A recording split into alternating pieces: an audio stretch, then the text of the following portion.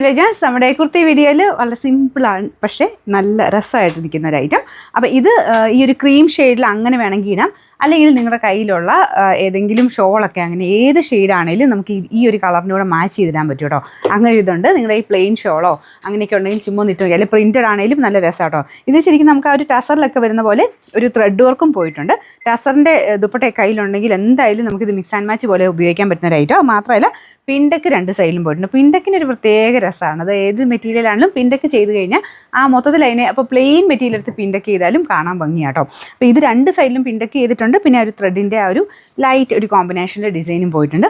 അതുകൊണ്ട് ഒരുപാട് എനിക്ക് തോന്നുന്നു ഓൾമോസ്റ്റ് മിക്ക ഷെയ്ഡിൻ്റെയും കൂടെ ഇതിങ്ങനെ മാച്ച് ചെയ്ത് നമുക്കൊരു യെല്ലോയോ ബ്ലൂവോ ഗ്രീനോ അങ്ങനെ ഒത്തിരി ഷെയ്ഡിൻ്റെ കൂടെ മാച്ച് ചെയ്ത് നമുക്കിത് ഇടാൻ പറ്റും. അപ്പോൾ നിങ്ങൾ ആ ഒരു ബോട്ടം അതനുസരിച്ച്, ബോട്ടം ഇല്ലെങ്കിൽ ഒരു സേഫായിട്ട് വൈറ്റ് തന്നെ കൊടുത്തിട്ട്, അല്ലെങ്കിൽ വൈറ്റോ അല്ലെങ്കിൽ ഈ ഷെയ്ഡ് തന്നെ കൊടുത്തിട്ട് കോൺട്രാസ്റ്റ് ആയിട്ട് ദുപ്പട്ട വേണമെങ്കിൽ അങ്ങനെ ഇടാം.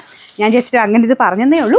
അല്ലാതെ ടോപ്പ് തന്നെ ഇടാനും കാണാൻ നല്ലതാണ് കേട്ടോ. ലൈനിങ് ഇട്ട് ചേരിക്കുന്ന ഐറ്റമാണ്. മൽ കോട്ടൺ ഫാബ്രിക്കിലാണ് ഇത് ചെയ്തേക്കുന്നത്. ലൈനിങ്ങും ഉണ്ട് കേട്ടോ. അതാണ് ഫ്രണ്ട് പോർഷൻ്റെ ഡിസൈൻ. കൈക്ക് ലൈനിങ് കൊടുത്തിട്ടില്ല, എന്നാലും ഭയങ്കര അങ്ങനെ ഒത്തിരി അങ്ങ് ട്രാൻസ്പെറൻ്റ് ഒന്നുമല്ല, കാണാനൊരു ഭംഗിയായിട്ട് തന്നെ ഇരിക്കണേ. ബോർഡർ ചെറുതായിട്ട് ഈ ഒരു സെൻറ്ററിലെ ഡിസൈനില്ല, അത് വെച്ചിട്ട് ചെറിയൊരു ബോർഡറും കൊടുത്തിട്ടുണ്ട്.